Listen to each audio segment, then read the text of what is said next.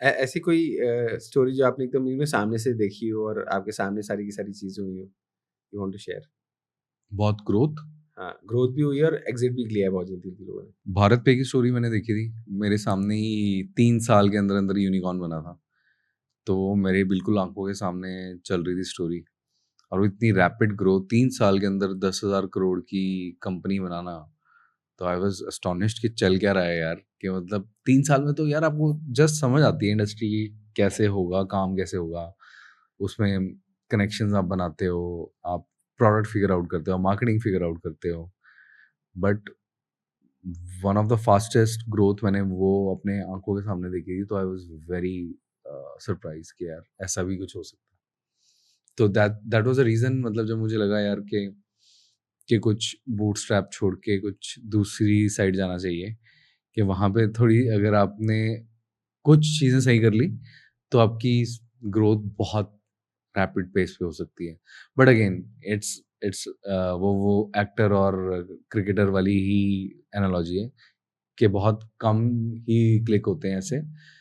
But on a but on a realistic scale आपको 2 साल तो लग जाते हैं कि बेसिकली आपको इंडस्ट्री का समझ आता है, आप बेसिक एक सही चीज़ बना पाते हो और उसके बाद आप बेसिकली एक्स्पोनेंशियल ग्रोथ की तरफ जाते हो। तो ये है रियलिस्टिक।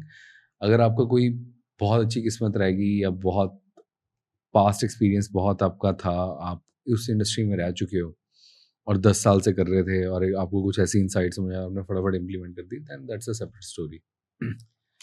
ओके, अगर मैं गुजरातीज़ की बात करूँ, हुँ, गुजरातीज़ का कहना है कि आपको एटलीस्ट अपने बिज़नेस को, अपने धंधे को एटलीस्ट 5,000 दिन देने चाहिए। 5,000 दिन। दिन। जब आप 5,000 दिन देते हो तो मतलब वो एटलीस्ट बोल रहे हैं। इसमें तब आपको एक प्रॉफ़िटेबल बिज़नेस क्रिएट कर पाओगे। अगर आप इससे कम टाइम देते हो, तो या तो आप धंधा नहीं कर रहे हो या आप लॉन्ग टर्म के धंधा नहीं कर रहे हो अकॉर्डिंग टू देम। तो बेसिकली मैं 2 साल लेके चल रहा हूँ। हुँ। अब वो 5,000 दिन लेके चल रहे हैं। मतलब डिपेंड करता है, बिज़नेस टू बिज़नेस पे डिपेंड करता है। बट गुजरातीज़ का फिर वो स्केल ही अलग होता है ना, वो तो अलग स्केल पे ऑपरेट करते हैं। वो अलग वो ऑपरेट करते हैं। 5,000 दिन में फिर 5,000 करोड़ की कंपनी बना देते हैं ना। एक्चुअली एक चीज़ आपने देखी गुजरातीज़ की जो मुझे बहुत अच्छी लगती है कि उनकी रिस्क टेकिंग एबिलिटी बहुत शानदार होती है। हुँ, मतलब वो बहुत कैलकुलेटिव होते हैं। वो इसमें बिलीव करते हैं कि जैसे मेरी मम्मी एक स्टोरी बताती थी कि एक बंदे ने बहुत स्केल किया और एक बंदा ज़्यादा स्केल नहीं कर पाया। तो वो गुजरातीज़ का ये कैसे रहता है कि ठीक है, मैं मार्जिन कम दे दूँ और जो उसके साथ जो लेट्स से उसने शुगर बेचा तो शुगर के जो बोरे हैं मैं उससे पैसे कमा लूँगा उसको वापस बेच के।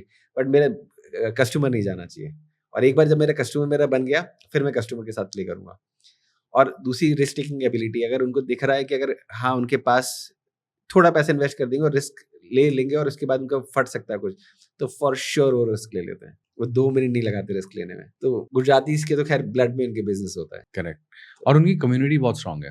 राइट, बहुत स्ट्रॉन्ग है। बेसिकली वो कम्युनिटी आपस में बहुत हेल्प करती है। बहुत तो हेल्प ये करती है। हाँ, मतलब आप ये देखोगे हमारे पार्ट ऑफ द कम्युनिटी इतनी आपस में हेल्प नहीं करती। वहाँ पे आपको कोई 2-3 करोड़ का आपको क्रेडिट लाइन दे जाएगा और सब विश्वास पे चल रहा है। यहाँ पे वो इकोसिस्टम नहीं है ना, वो इकोसिस्टम, वो कल्चर, वो ट्रस्ट, वो आई थिंक वो बहुत सालों से चल रहा है। वो एक बेसिकली एक पोर्ट था, जहाँ पे ट्रेड होता था। अब वहाँ पे ट्रेडिंग बहुत मतलब 500 सालों से या बहुत पुरानी जब से स्पाइसेस वो होते थे, ट्रेड होते थे, तब से वो ट्रेड रूट बना हुआ है। तो वहाँ पे जो बिज़नेस हो रहा है और वहाँ पे जो कल्चर बन चुका है, वो एक डिफरेंट लेवल पे प्ले हो रहा है और वो सबको बेनिफिट दे रहा है।